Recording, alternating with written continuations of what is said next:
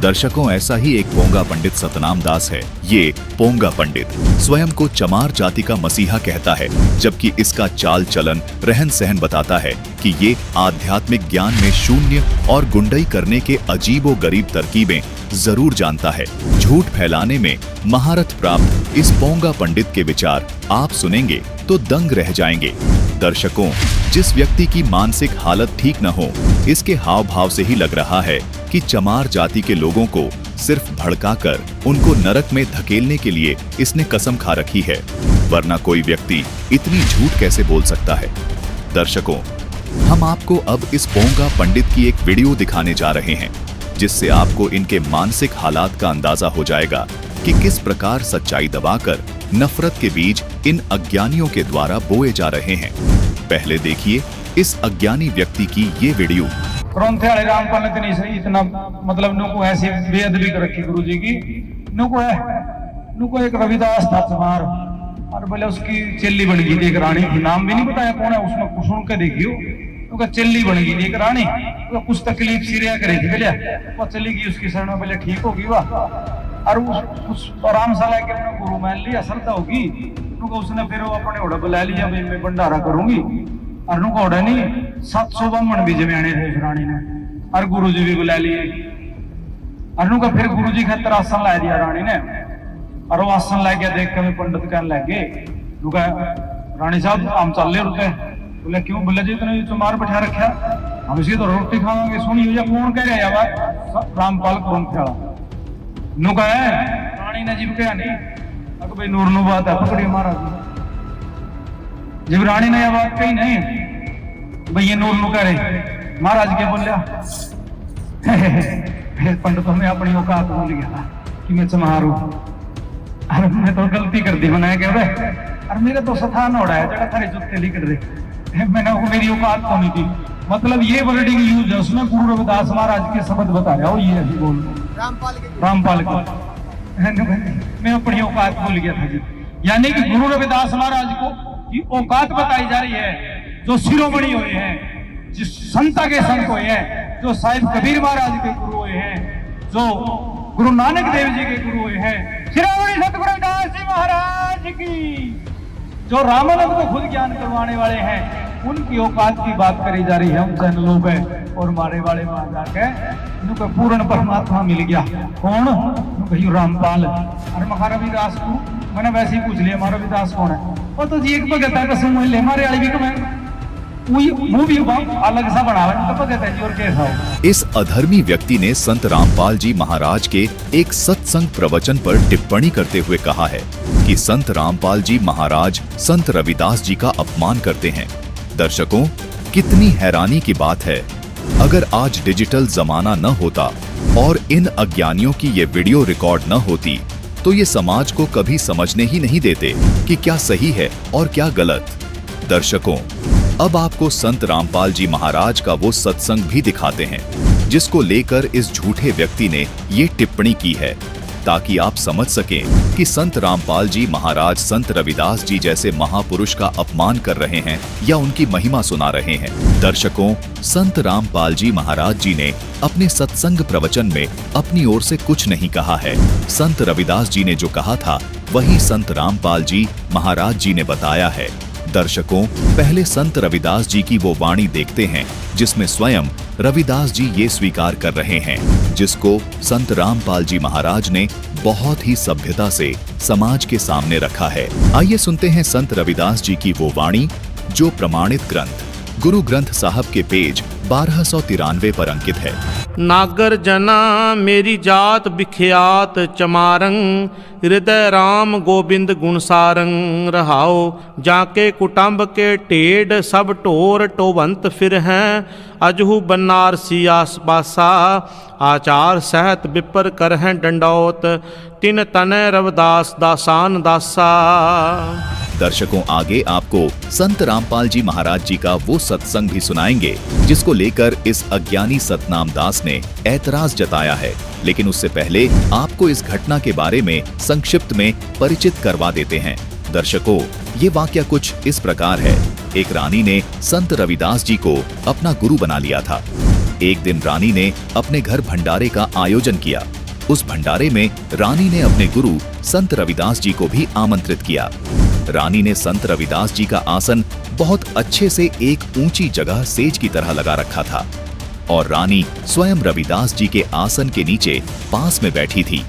इस भंडारे में रानी ने काशी के ही 700 ब्राह्मण भी बुला रखे थे। जब उन ब्राह्मण पंडितों ने देखा कि ये रविदास चमार आसन पद्म लगाए बैठा है और रानी इसको आदर सत्कार दे रही है, तो मारे ईर्ष्या के उन ब्राह्मणों के तन बदन में आग सी लग गई। सभी ब्राह्मण खड़े हो गए और रानी से कहने लगे कि इस रविदास चमार को भंडारे में बुलाकर आपने हमारी बेइज्जती की है। तब रानी ने उन ब्राह्मणों से कहा कि क्या बात हो गई ब्राह्मणों, इसमें आपकी बेइज्जती कैसे हो गई? उन ब्राह्मणों ने जवाब दिया कि आपने ये चमार ढेड़ यहाँ क्यों बैठा रखा है? ये और इनका परिवार काशी में मरे हुए जानवरों को यानी ढोरों को ढोते फिरते हैं, यानी घसीट घसीट कर लाते हैं और उनका चाम उतारते हैं, तब इनका पेट पलता है। रानी ने कहा कि ये आपके लिए केवल चमार है, लेकिन मेरे ये गुरुजी हैं, ये मेरे परमात्मा समान हैं। रानी ने उन ब्राह्मणों से नाराजगी जताई तो ब्राह्मणों ने भी ऊंची आवाज में बोलना शुरू कर दिया कि इसके परिवार वाले सब ढेड़ हैं, ये तो ढोर ढोता है, ये कब से रानी आपका गुरु बन गया, हम नहीं खाएंगे यहाँ खाना। इस चमार जाति के ढेड़ के लिए आप हमारा अपमान कर रही हैं। तब रानी ने उन सभी ब्राह्मणों से कह दिया, अगर आप खाना खाना चाहे तो खा लें, नहीं तो जा सकते हैं, लेकिन मेरे गुरुजी यहीं रहेंगे। जब रविदास जी ने ये सब दृश्य देखा तो बड़े ही विनम्र भाव से बोले कि हे पंडितों, आप भोजन पाओ, आप भोजन छोड़कर ना जाओ। रानी ने फिर मना किया कि गुरुदेव आप इन्हें मत रोकिए, इन्हें जाने दीजिए। रविदास जी तो भगवान से परिचित थे, उनको ये पता था कि ये सभी ब्राह्मण अहंकार में सड़ रहे हैं, इसीलिए इनके अहंकार को तोड़ने के लिए रविदास जी उन ब्राह्मणों को लीला दिखाना चाहते थे। रविदास जी ने उन पंडितों से कहा कि हे ब्राह्मणों, आप ठीक कहते हो, मैं तो एक ओछी जाति का ढेड़ हूँ, एक साधारण चर्मकार हूँ, मैं अपनी औकात भूल गया था, मेरा स्थान तो आपके जूतों में ही है, आप कृपया भोजन कर लीजिए। इतना कहकर रविदास जी अपने स्थान से उठकर उन पंडित ब्राह्मणों का अहंकार तोड़ने के लिए उन ब्राह्मणों के जहां जूते निकले हुए थे वहां जाकर बैठ गए। ब्राह्मण कुछ शांत हुए और भोजन करने लगे। तभी ब्राह्मणों ने देखा कि सभी पंडितों के साथ एक एक रविदास जी भोजन कर रहे हैं, यानी संत रविदास जी के 700 रूप वहां बन गए। तब वो पंडित एक दूसरे को कहने लगे कि देख, तेरे साथ चमार भोजन खा रहा है, दूसरा उसे बोलता कि तेरे साथ भी तो खा रहा है। इस प्रकार सारे एक दूसरे को इसी तरह बोलने लगे और पीछे हटने लगे। तब रविदास जी जूतों के पास बैठे बैठे बोले कि हे पंडित ब्राह्मणों, आप मेरी ओर बेइज्जती ना करो, देखो मैं तो यहाँ आपके जूतों के पास ही बैठा हूँ, आप लोग मुझे क्यों बदनाम कर रहे हो? तब सबने देखा कि संत रविदास जी वहां जूतों के पास भी बैठे हैं और उनके साथ उनकी थाली के पास भी बैठे हैं। ब्राह्मणों को अब समझते देर न लगी कि संत रविदास जी कोई आम साधारण व्यक्ति नहीं बल्कि परम संत हैं। देखते ही देखते उन सभी ब्राह्मणों ने संत रविदास जी के चरण पकड़ लिए। तब संत रविदास जी ने सभी ब्राह्मणों को समझाया और कहा कि भक्ति मार्ग में अहंकार करना ठीक नहीं है। रविदास जी ने कहा कि हे ब्राह्मणों, आपने जो जनेऊ पहना है, इसके पहनने से या इसका दिखावा करने से परमात्मा नहीं पाया जा सकता। फिर संत रविदास जी ने अपने अंदर सोने का जनेऊ दिखाया और बोले कि तुम सब तो नकली ब्राह्मण हो, मैं तो जन्मजात ब्राह्मण हूँ। यानी उनका कहना था कि अगर केवल जनेऊ पहनने से ब्राह्मण बनता है तो मेरे अंदर तो जन्मजात जनेऊ है। फिर उन सभी 700 ब्राह्मणों ने संत रविदास जी के चरण पकड़ लिए, अर्थात सभी ने संत रविदास जी को दंडवत प्रणाम किया। तब रविदास जी ने वाणी बोली थी, सुनिए। नागर जना मेरी जात बिख्यात चमारंग, हृदय राम गोबिंद गुणसारंग, रहाओ जाके कुटुंब के टेढ़ सब टोर टोबंत फिर हैं, अजहू बनारसी आसपासा आचार सहत विपर कर हैं डंडौत, तिन तने रविदास दासान दासा। दर्शकों, संत रविदास जी ने अपनी इस वाणी में स्पष्ट कर दिया कि 700 ब्राह्मण मुझे रानी के पास बैठा देख के कह रहे थे कि ये जाति का ढेड़ यानी चमार है, पशुओं के चाम को ढोने वाला आज रानी का गुरु बन गया है। हम यहाँ खाना नहीं खाएंगे। और फिर बाद में जब सभी ब्राह्मणों ने संत रविदास जी के चमत्कार को देखा तो सभी 700 ब्राह्मणों ने संत रविदास जी को दंडवत प्रणाम किया। दर्शकों, जैसा कि हमने आपको पहले भी बताया है कि संत रामपाल जी महाराज कोई भी बात बिना प्रमाण के नहीं बोलते, इसीलिए संत रविदास जी की इन वाणियों से स्पष्ट हो गया कि जो प्रसंग संत रामपाल जी महाराज जी ने संत रविदास जी के बारे में सुनाया वो बिल्कुल शब्दाशब्द सच है। संत रविदास जी ने अपनी इस वाणी में कहा है कि ये पंडित जो मुझे ढेड़ कह रहे थे, चमार कह रहे थे, ये पंडित मुझे कह रहे थे कि हे रविदास चमार, तू तो काशी में मरे हुए पशुओं को ढोता फिरता है, ढेड़ है, तू यहाँ हम ब्राह्मणों के बीच कैसे बैठ गया। और मैं रविदास उन ब्राह्मणों के सामने विनम्रता पूर्वक कह रहा था कि हे ब्राह्मणों, मैं अपनी औकात भूल गया, मेरा स्थान तो वहीं आपके जूतों के पास है, मैं आपके जूतों के पास ही बैठ जाता हूँ। लेकिन जब उन ब्राह्मणों ने संत रविदास जी का चमत्कार देख लिया, उसके बाद रविदास जी कह रहे हैं, अब ये ब्राह्मण मुझे शिष्टाचार के साथ जैसे गुरु को उसका शिष्य प्रणाम करता है, वैसे ही ये सारे 700 ब्राह्मण मुझे दंडवत प्रणाम कर रहे हैं। आइए अब आपको संत रामपाल जी महाराज जी का वो सत्संग भी दिखाते हैं। इससे आप इस पोंगा पंडित के IQ लेवल को भी माप पाएंगे। आप संत रामपाल जी महाराज का जब ये सत्संग सुनेंगे तो विचार करेंगे कि संत रामपाल जी महाराज जी ने तो संत रविदास जी के विरोध में एक शब्द भी नहीं बोला है, बल्कि संत रामपाल जी महाराज जी ने तो इस पूरे प्रकरण को और भी सुंदर और सरल तरीके से बताया है। सुनिए संत रामपाल जी महाराज के संत रविदास जी के बारे में ये सत्संग प्रवचन।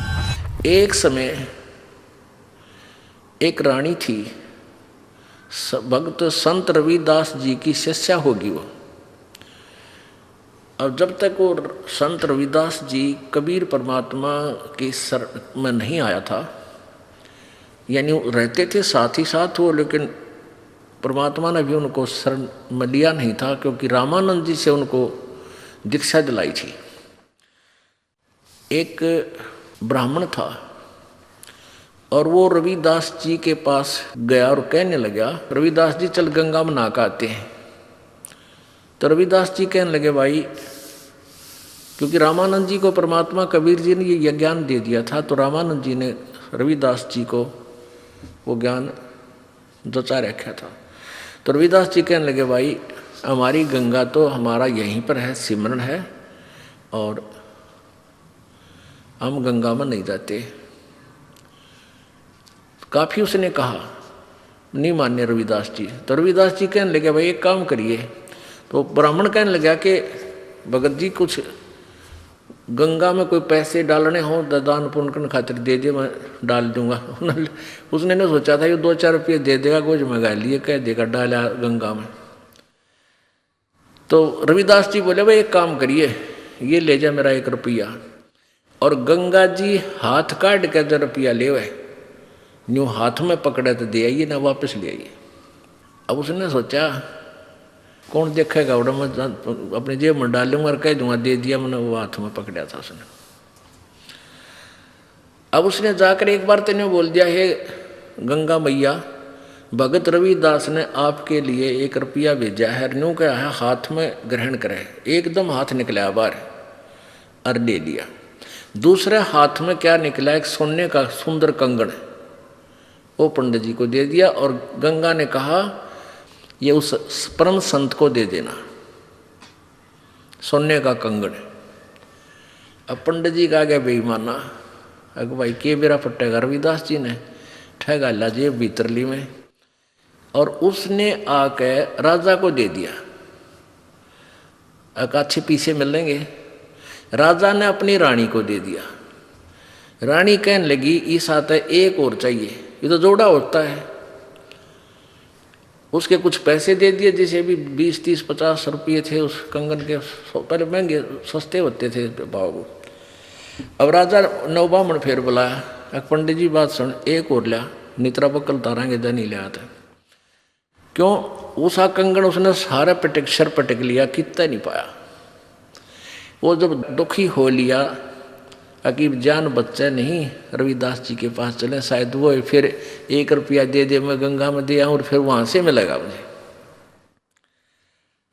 तो फिर रविदास जी के पास गया पंडित जी, कहने लगे भगत जी आज तेरे हाथ में मेरे परिवार की जान है।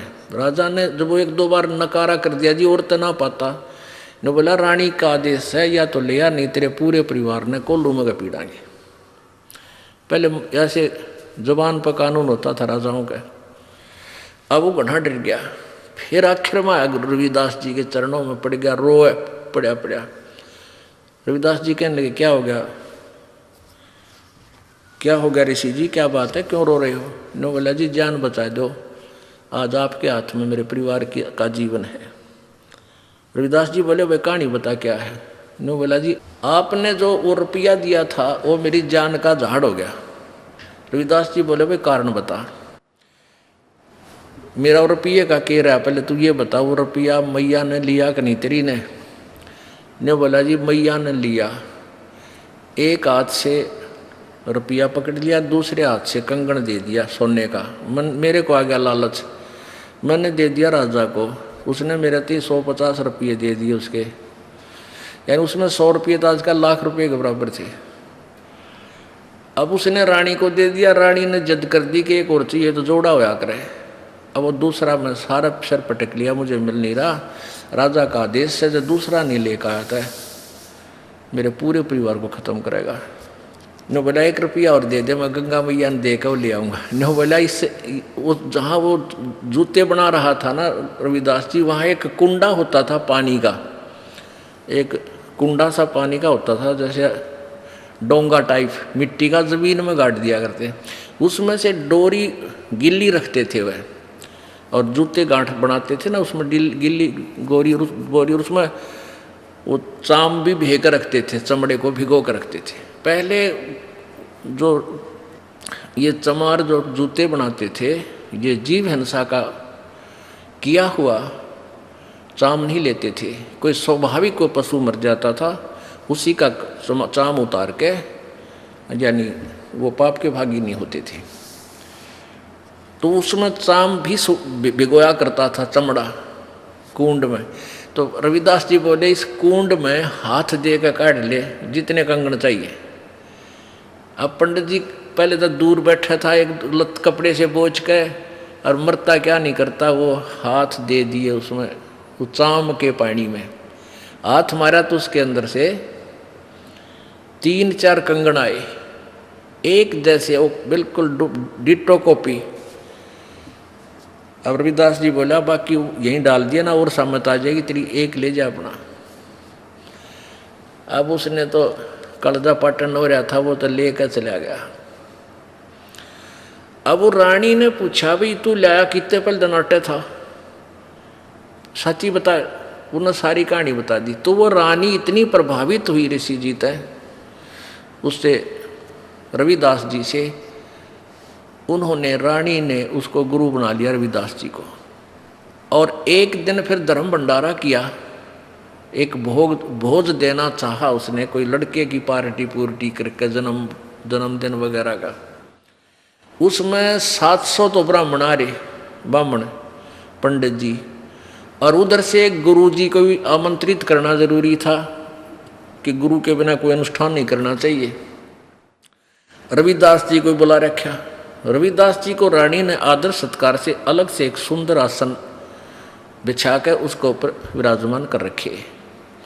उधर से ब्राह्मणों को न्योता दे दिया, सामने ब्राह्मण 700 ब्राह्मण आके और पंक्ति बना के भोजन के लिए पोजीशन पकड़ गए, और उधर से भोजन परोस दिया, सामने भोजन परोस दिया। जब तक भोजन नहीं आता ना, इतना नीत रहा कर केला होंगे, जलेबी आओगी, लड्डू आओगी, वो ध्यान नहीं रहता कौन कित बैठा है।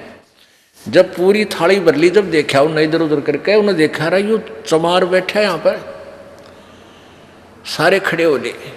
नो बोले रानी तने हमारी बेइज्जती कर दी है, हम भोजन नहीं करेंगे। अब ये चमार यहाँ बैठा रखा है, तने तो हमारा दीन भ्रष्ट कर दिया, हम ब्राह्मण हैं।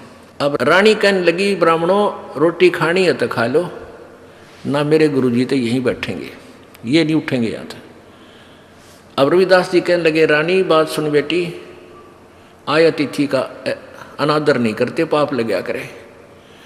रविदास जी खड़े हो गए, और कहने लगे, विप्रो मैं अपनी औकात भूल गया था, मेरा स्थान तो आपके जूतों में है, मैं वहाँ बैठता हूँ जाके, आप भोजन पाओ, रुष्ट ना हो, इस बच्ची को दोष लग जाएगा। अब रानी मना करती है और गुरु जी रविदास जी कहने लगे, बेटी गुरु का आदेश पालन होता है, आप मत बोलो। और वहाँ जाकर बैठ गए जहाँ उन्होंने जूते निकाल रखे थे। रविदास जी वहाँ बैठ गए, अपना भजन कर रहे हैं। अब वो पंडे लागे छक्कन पे रोटी फटाफट। अब प्रत्येक पंडित के साथ में एक रविदास भोजन खा रहा है। 700 पंडित और 700 रविदास जी रूप बन गए और उनके साथ में रोटी खावे।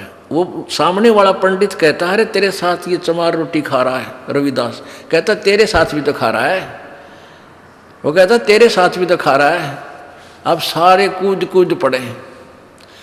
रविदास जी कहते हैं, ए ब्राह्मणों, मेरी और इंसल्ट मत करो, मैं तो देखो यहाँ बैठा हूँ, मुझे बदनाम मत करो। वहाँ देखा सचमुच वहाँ भी बैठा, 700 रूप में उनके साथ खड़े।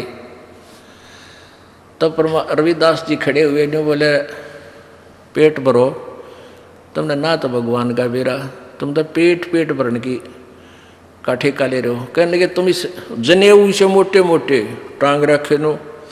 तो परमात्मा रविदास जी बोले, जनेवा तो मुक्ति ना हो भाई, भक्ति से मोक्ष होगा। और तुम जनेवा चाहते हो, कहते अपना एक हथियार गेल ले रहे थे, चाम छोलन का, इतनी लंबी खुरपी सी वाग रहे।